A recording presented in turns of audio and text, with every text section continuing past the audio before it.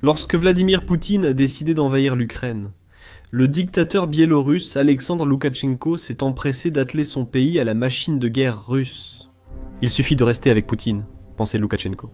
La guerre finira en quelques semaines, et la Biélorussie profitera d'être l'unique allié direct de la Russie. Sauf que cela ne s'est pas produit.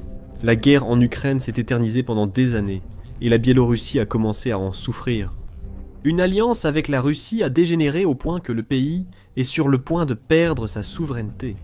La Biélorussie est en train d'imploser alors que la guerre de Poutine détruit tout.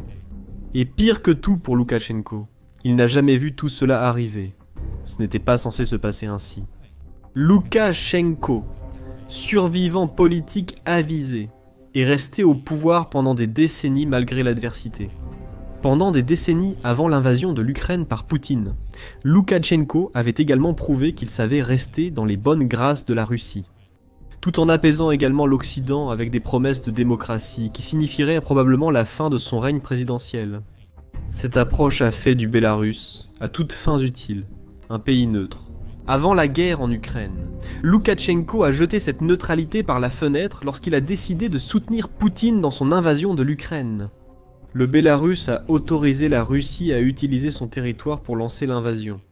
Et, comme l'a rapporté le Financial Times en septembre dernier, il a même joué un rôle dans la campagne russe d'enlèvement d'enfants ukrainiens. Loukachenko a même accepté d'accueillir des armes nucléaires russes sur le territoire de son pays, après des années à promettre qu'il ne le ferait jamais. Mais il y avait une logique derrière ces décisions. Comme beaucoup, Loukachenko pensait que l'Ukraine ne pourrait pas résister longtemps à la puissance militaire de la Russie. Loukachenko croyait que l'Ukraine finirait par s'effondrer. Et lorsque cela arriverait, la Biélorussie serait là pour récolter les bénéfices d'avoir accepté de devenir en quelque sorte un État fantoche.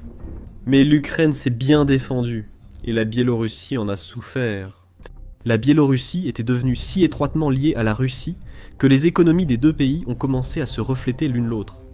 À mesure que la guerre s'enlisait en 2022 bien plus longtemps que ce à quoi Loukachenko s'attendait, l'économie biélorusse s'est contractée de 47%, un chiffre stupéfiant. Car le pays est devenu la cible de sanctions occidentales qui auraient normalement été réservées à la Russie. À la même période, l'économie russe a aussi rencontré des difficultés. Selon Statista, le produit intérieur brut de la Russie a diminué pendant 12 mois consécutifs entre mars 2022 et mars 2023, atteignant un point bas mensuel de moins 51%. En juin 2022, les dés étaient jetés. Tout impact sur la Russie affecterait désormais la Biélorussie. Malgré une première année d'invasion de l'Ukraine mouvementée, la Biélorussie voyait poindre une reprise. Le rebond a commencé en 2023, et il a été plus rapide que quiconque aurait pu le prévoir. La Russie avait besoin de plus d'armes pour poursuivre la guerre en Ukraine, et la Biélorussie était plus qu'heureuse de fournir. Des injections de liquidités russes ont soutenu l'économie chancelante du pays. La guerre est une bénédiction pour Loukachenko, bien qu'elle ait été acquise par un conflit terrible. Et l'économie de son pays a connu une croissance de 4% en 2023 comme en 2024. La guerre n'était peut-être pas terminée, mais les beaux jours étaient là. Cependant, pour atteindre ces beaux jours, Loukachenko a transformé l'économie de son pays en une économie rappelant l'époque soviétique. C'était une excellente chose pour la Russie. La Biélorussie est devenue un fournisseur dépendant d'elle pour survivre.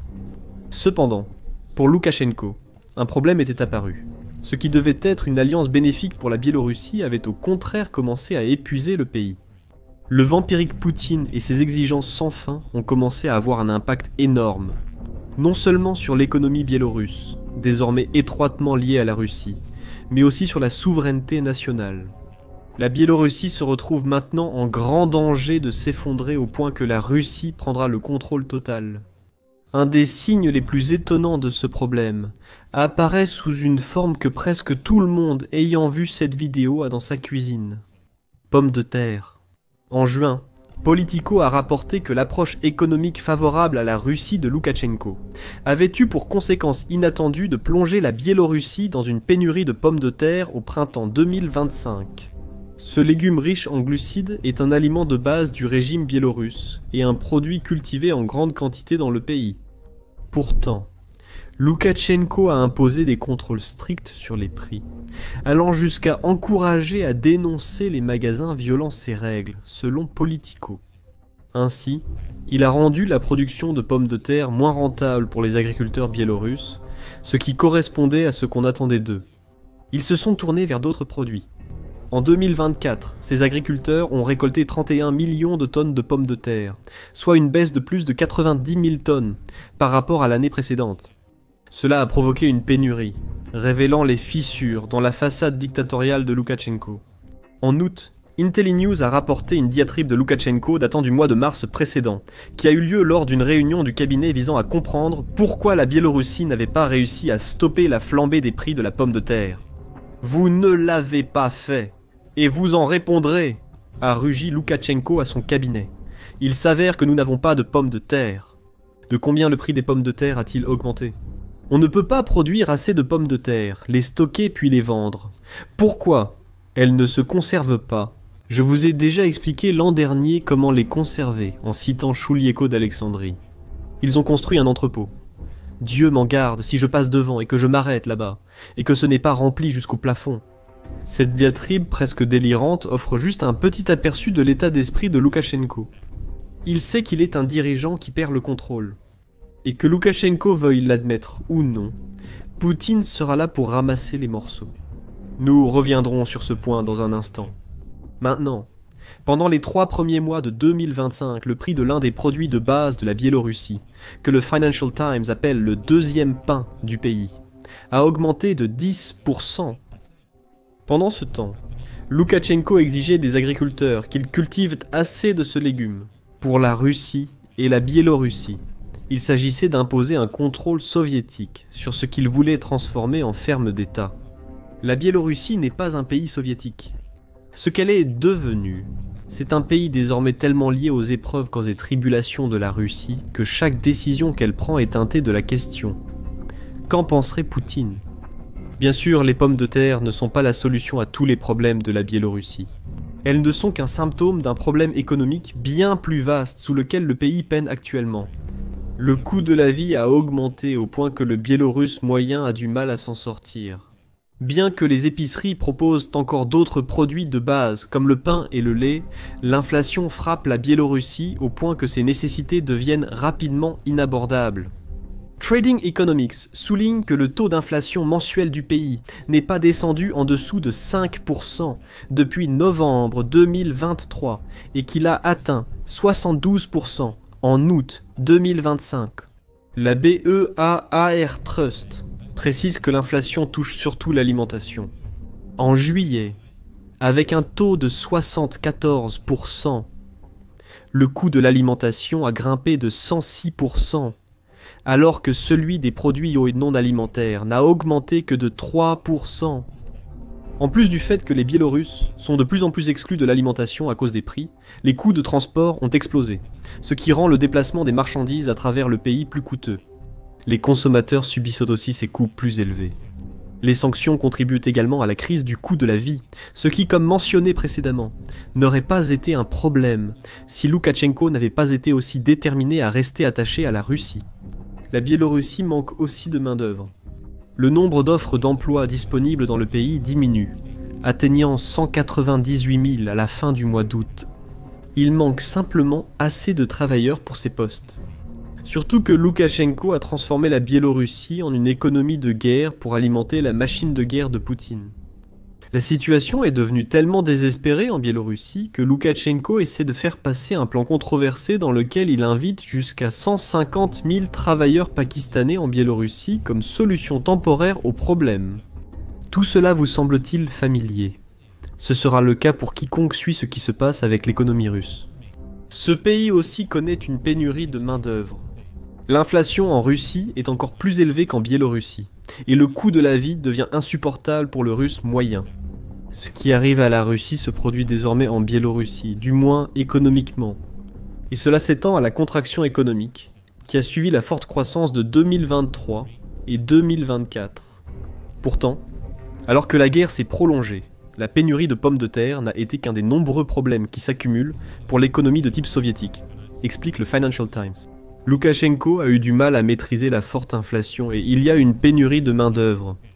Au premier semestre 2025, la croissance du produit intérieur brut a ralenti à 21%, bien qu'elle reste largement supérieure au niveau d'avant-guerre.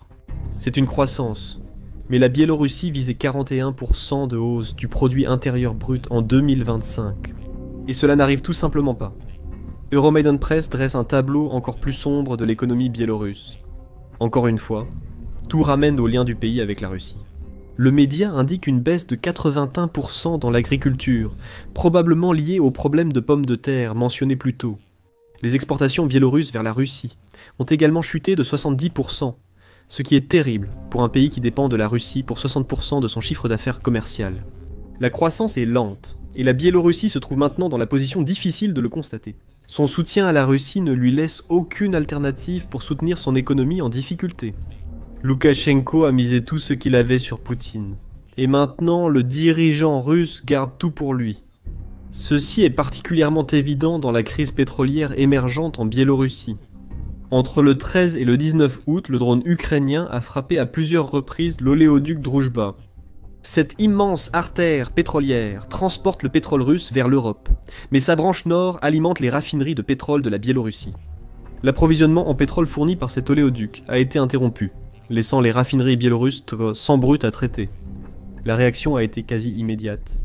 En Biélorussie, le carburant a augmenté de 8%, aggravant les difficultés du coût de la vie. Des files d'attente se sont formées dans les stations-service, et les agriculteurs, déjà en difficulté financière, n'ont pas eu assez de carburant pour leurs machines. Loukachenko a tenté de calmer sa population, mais les pénuries étaient là suffisantes pour énerver les gens. La Biélorussie était dans une situation de besoin, mais la Russie allait sûrement intervenir et aider, n'est-ce pas? Après tout, c'est uniquement à cause de la guerre de Poutine en Ukraine que la Biélorussie devait faire face à tous ces problèmes au départ. Après tout ce que la Biélorussie a fait pour la Russie depuis le début de cette invasion. La Russie allait sûrement l'aider à surmonter ce que Loukachenko espérait être une crise de carburant de courte durée. Bien sûr, Poutine est bien trop égoïste pour cela. Au lieu d'aider un de ses principaux alliés, Poutine a demandé aux compagnies pétrolières russes d'acheter un maximum de pétrole à la Biélorussie. Les frappes ukrainiennes sur les oléoducs touchent désormais les raffineries russes, entraînant une pénurie en Russie comme en Biélorussie. Les raffineries biélorusses ont dû augmenter leurs approvisionnements, tout en faisant face à une baisse du brut russe indispensable à leur production. Au 25 août, la pression était trop forte à supporter. Ukraine-Form indique que la Biélorussie a été contrainte de restreindre ses approvisionnements vers la Russie. Cela garantit que les citoyens disposent des 2 millions de tonnes d'essence consommées chaque année en Biélorussie. Et parce que vendre à des pays comme la Chine et l'Inde est plus rentable que de vendre à la Russie. Cet acte de rébellion témoigne d'une division persistante entre la Russie et la Biélorussie. L'essentiel ici, c'est ce que la réaction de la Russie à la crise pétrolière biélorusse signifiait pour la population. C'était une trahison, montrant comment la Russie servira ses propres intérêts, quand cela lui conviendra, malgré la dépendance de la Biélorussie. La multitude de problèmes économiques actuels de la Biélorussie, combinée à la réaction russe à la crise pétrolière, montre que Loukachenko a trop dépendu de Poutine. Si profondément que la Biélorussie est essentiellement devenue un État fantoche. Et si elle n'y prend pas garde, elle pourrait même courir le risque d'imploser si gravement qu'elle perdrait la seule chose que la Russie ne contrôle pas actuellement, sa souveraineté. Al Jazeera avait déjà évoqué en janvier 2025 les inquiétudes sur la perte de souveraineté de la Biélorussie et son intégration à la Fédération de Russie. Il s'était dit que Loukachenko était devenu l'otage du système dictatorial qu'il a créé en Biélorussie, un système qui ne peut être maintenu que parce qu'il bénéficie du soutien de Poutine. Dès la fin des années 1990, Loukachenko semblait vouloir réintégrer la Biélorussie dans une version déformée de l'Union soviétique. Le Financial Times note que seule la protection de Poutine a permis à Loukachenko de renforcer son contrôle sur la Biélorussie, d'écraser la dissidence et de gagner les présidentielles. Comme l'explique à ce sujet l'ancien leader de l'opposition en exil, Sergueï Tikhanovsky, s'il n'y avait pas Poutine, Loukachenko aurait disparu depuis longtemps. Ce désir d'intégration, qui a longtemps permis à la Biélorussie d'obtenir des concessions de la Russie, est désormais devenu un nœud coulant pour elle. Il suffit que la Russie tire, et ce nœud coulant se resserre au point que la Biélorussie elle-même est perdue. Chatham House avait déjà souligné ces problèmes en décembre 2023, dans un article du directeur de son initiative biélorusse, le Dr Ryhor Astapenia. Il était précisé que les politiques de Loukachenko l'avaient renforcé au détriment de la Biélorussie. L'intégration militaire, en particulier, est devenue si répandue qu'elle fait tout simplement partie de la vie quotidienne en Biélorussie aujourd'hui. Loukachenko a mis son pays dans une situation où il lui sera difficile de refuser la Russie. Si Poutine décide qu'il veut à nouveau utiliser l'infrastructure biélorusse pour attaquer l'Ukraine. Lors d'une interview à Times Radio le 16 septembre, l'ex-spécialiste du renseignement militaire britannique Philip Ingram a évoqué les problèmes de l'intégration militaire du Bélarus avec la Russie, en parlant de l'exercice militaire conjoint, Zapad 2025, entre la Russie et le Bélarus, qui s'est tenu sur le sol biélorusse. Ingram a souligné que Loukachenko a mis en danger la souveraineté de son pays. En officialisant la présence de davantage de troupes russes au Bélarus, on peut finalement admettre que le Bélarus est déjà en partie tombé sous la coupe de la Russie, et qu'il finira probablement par tomber complètement. En d'autres termes, le temps presse. Zapad 2025 n'a rien arrangé. Ce qui devait être une démonstration de la puissance militaire combinée du Bélarus et de la Russie est devenu, au contraire, une occasion pour la Russie de normaliser davantage sa présence militaire au Bélarus. L'opération, que Ingram dit avoir impliqué environ 10 000 soldats biélorusses et 4 000 soldats russes, était bien plus réduite que les précédents exercices Zapad.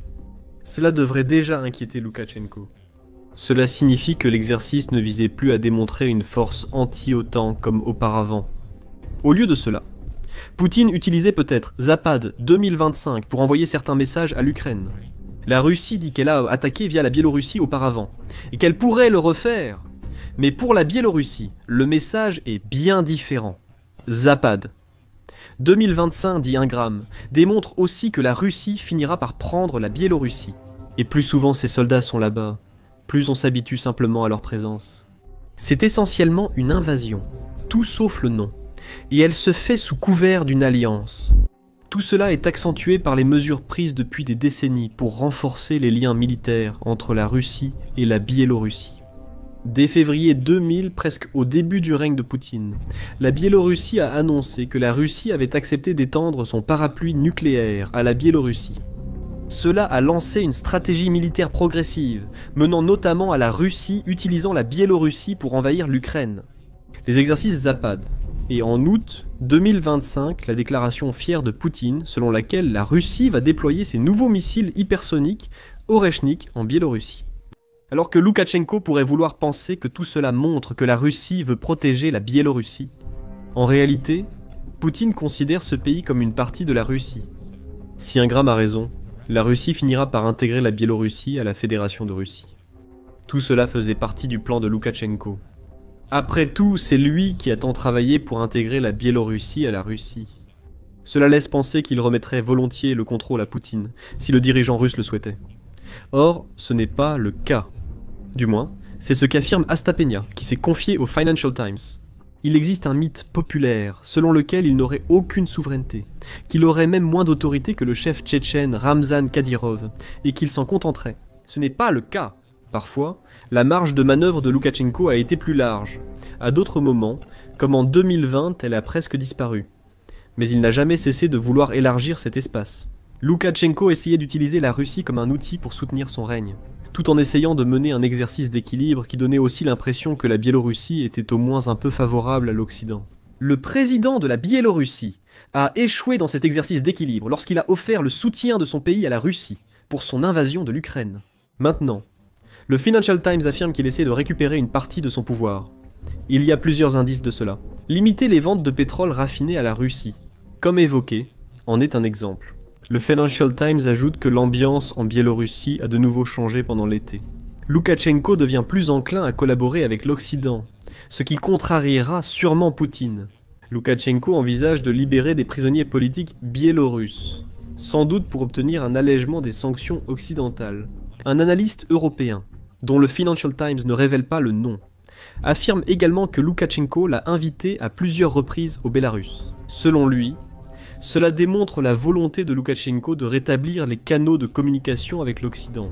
Depuis l'investiture de Trump, Loukachenko a rencontré 5 fois le sous-secrétaire adjoint américain pour l'Europe de l'Est, Christopher Smith, a-t-il dit au magazine Time, selon le Financial Times. En juin, la visite à Minsk de l'envoyé présidentiel américain pour l'Ukraine, Keith Kellogg, a conduit à la libération de Tikhanovsky. Il a été conduit à grande vitesse jusqu'à la frontière lituanienne, un sac sur la tête. Après avoir été mis à l'écart par l'Occident pendant un demi-décennie, Loukachenko essaie maintenant de regagner les bonnes grâces de l'Occident. Il n'a pas le choix. Poutine lui a montré, avec la crise pétrolière, que la Russie considère la Biélorussie comme un pays qui existe pour servir la Fédération de Russie. Toutes les illusions de Loukachenko sur un partenariat à peu près égal se sont effondrées. Maintenant, il se retrouve avec un pays au bord d'une crise économique. Tout cela grâce à la Russie. Mais bien pire encore, Loukachenko a mis en danger la souveraineté de la Biélorussie et sa propre emprise sur le pouvoir. Tout cela faisait partie du plan de Poutine. La question maintenant est de savoir si Loukachenko sera capable d'empêcher la Biélorussie d'imploser. Ou bien ses récents efforts pour revenir sur la corde raide entre la Russie et l'Occident arrivent-ils trop tard et sont-ils insuffisants? Peut-être que, sachant que la Biélorussie se détourne lentement de lui, Poutine cherche à d'autres pays pour l'aider dans la guerre en Ukraine. L'un de ces pays est un autre funambule, la Turquie. Poutine supplie la Turquie de fournir des défenses aériennes dont la Russie a désespérément besoin.